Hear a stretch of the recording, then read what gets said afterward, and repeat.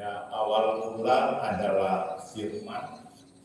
Firman itu ada bersama-sama dengan Allah, dan firman itu adalah Allah.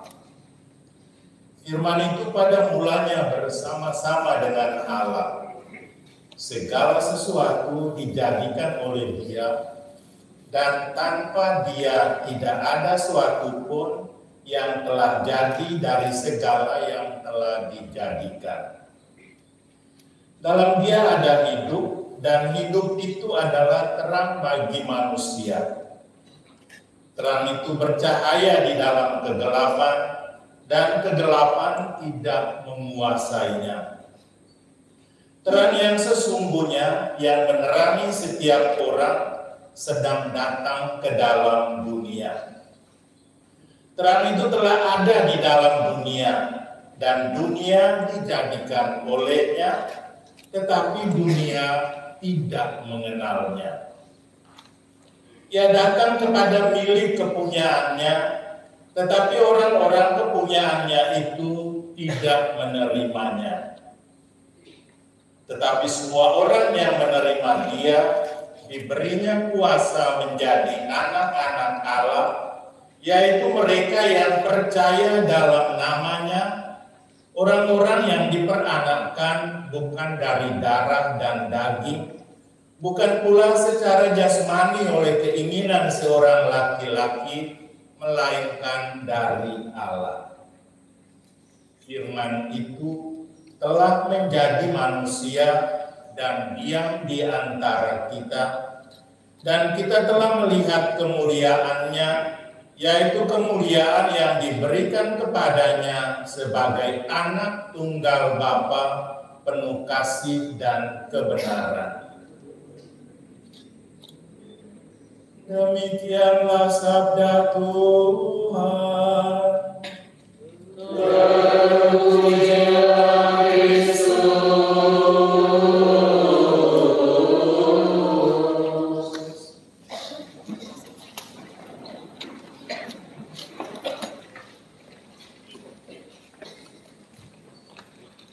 Bapak Ibu, saudara-saudari, semua yang terkasih dalam Kristus. Saya tertarik dengan bacaan yang pertama tentang Samuel. Tadi dikatakan Samuel itu masih muda.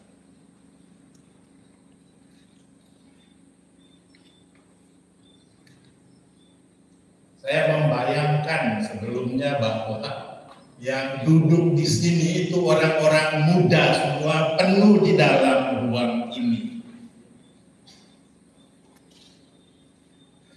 Karena itu saya tertarik dengan bacaan tentang Samuel yang masih muda. Kepadanya telah diberikan kepercayaan untuk memulai suatu tugas yang belum seberat tugas yang akan dilaksanakan selanjutnya, karena dia masih muda. Kita tahu cerita tentang Samuel. Dia itu lahir dengan susah payah. Bukan karena melahirkan, ibunya waktu melahirkan dengan susah payah, tapi sudah sebelum dikandung itu sudah susah payah bagi ibunya, karena suaminya punya dua istri. Istri yang satu, Penina, itu mempunyai banyak anak, sementara Hana, ibu dari Samuel, sampai tua belum juga punya anak. Dan yang paling sulit bagi dia, istri yang pertama ini selalu singgung-singgung buat dia menjadi tersinggung sehingga berat hidupnya. Karena itu jangan punya dua istri.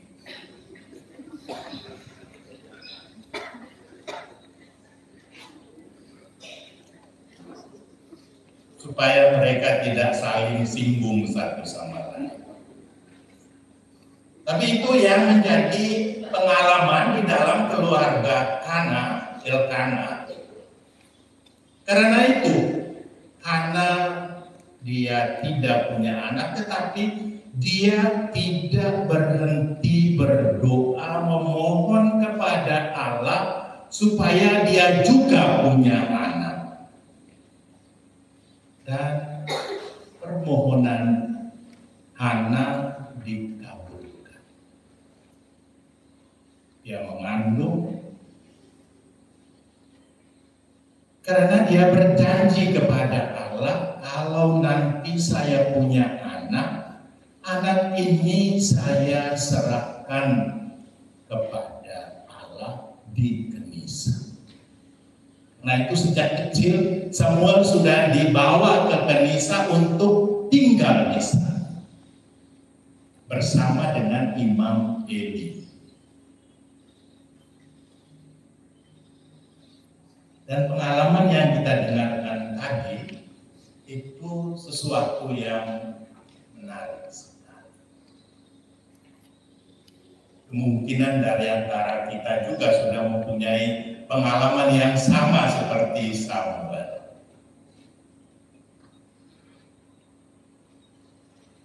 Dipanggil oleh Allah. Dan seperti biasa kita manusia, kalau ada panggilan, kita pikir bahwa itu pasti manusia lain yang panggil. Sehingga dia lari kepada Imam Eli dan bertanya, Bapak panggil saya kan? Dan itu terjadi sampai 3 kali. Dan pada panggilan yang keempat baru Samuel menjawab panggilan itu, bersabdalah ya Tuhan, hamba-Mu mendengarkan.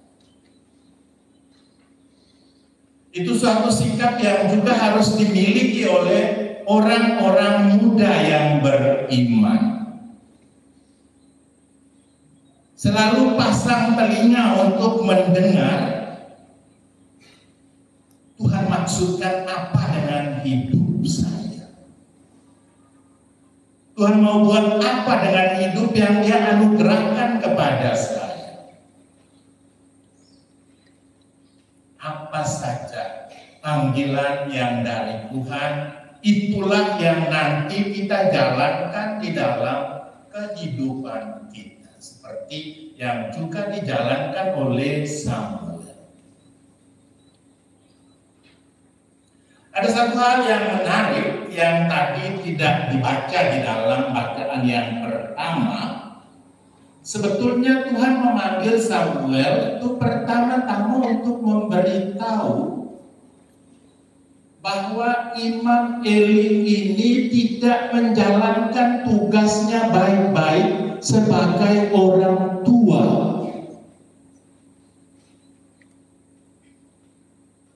Di sini ada perwakilan orang tua ya. Eli punya 2 anak, Imam Eli punya 2 anak, dan 2 anak ini selain bejat, juga mereka tidak percaya kepada Allah, selalu mengganggu orang-orang yang datang ke Kenisa untuk membawa persembahan. Dan Tuhan sudah memperingatkan Eli untuk menegur itu anak-anak. Tapi Eli rupanya tidak membuat itu. Lalu Tuhan sudah mengatakan kepada Eli bahwa dia akan dihukum seumur hidup sampai kepada keturunannya.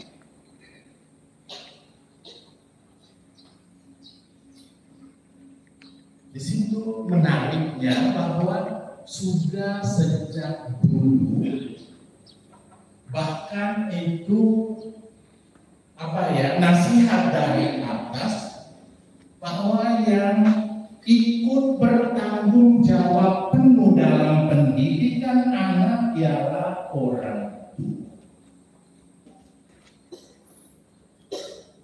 Tidak boleh melepaskan tanggung jawab. Juga tidak kepada lembaga pendidikan, tidak kepada asrama-asrama misalnya. Selalu harus didampingi oleh orang tua, entah di mana saja anak-anak menjalankan pendidikan. Itu ada di dalam kitab suci. Syukur bahwa saya tadi kemarin itu saya membaca seluruhnya sehingga tahu betul ini Samuel dipanggil untuk diberitahu bahwa Allah akan menghukum Eli ini yang adalah imam. Tapi kita boleh mengambil makna dari bacaan ini untuk kehidupan kita, untuk kehidupan keluarga dan anak-anak kita. Bahwa kita tidak boleh melepas tanggung jawab. Ada orang tua yang karena anaknya nakal sekali datang kepada pastor, saya tidak bisa mandiri, atau tolong bina di asrama. Biasa kok. Biasa tidak? Iya. Bagus. Itu tidak dilarang. Hanya supaya kita orang tua juga selalu harus ikut serta dalam pembinaan itu. Supaya anak-anak ikut merasakan kasih sayang dari orang tua. Tidak hanya dari staf di lembaga pendidikan, dari guru-guru, dari siapa saja yang diserahi tugas untuk mendidik.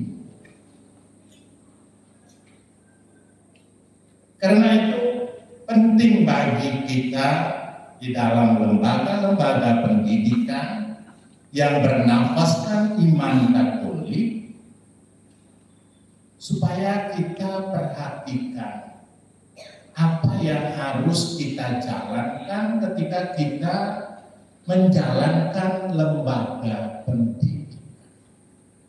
Mengikut sertakan orang yang sungguh-sungguh harus bertanggung jawab dalam pertumbuhan, perkembangan, pendidikan anak, supaya kemudian anak-anak menjadi orang yang berguna dan baik di dalam masyarakat.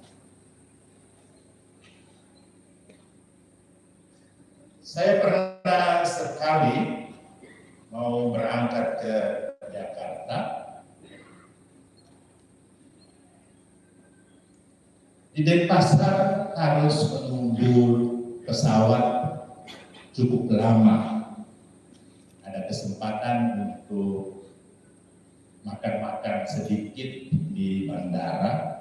Lalu saya keluar dari bandara. Di depan bandara itu ada banyak sekali tempat-tempat makan. Saya duduk di salah satu tempat makan. Pesan makanan dan minuman. Tiba-tiba ada satu anak muda datang membawa minuman untuk saya.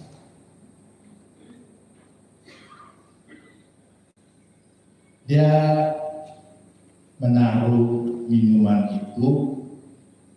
Sebelumnya saya juga terkejut. Selamat pagi Bapak Uskup. Saya terkejut. Saya Saya tanya dia, "Kau dari mana?" Dia bilang, "Saya dari Tebulan." "Kok aku bisa kerja di sini, di tempat makan ini?" Dia bilang, "Iya, saya tamatan SMK Pancasila." Luar biasa.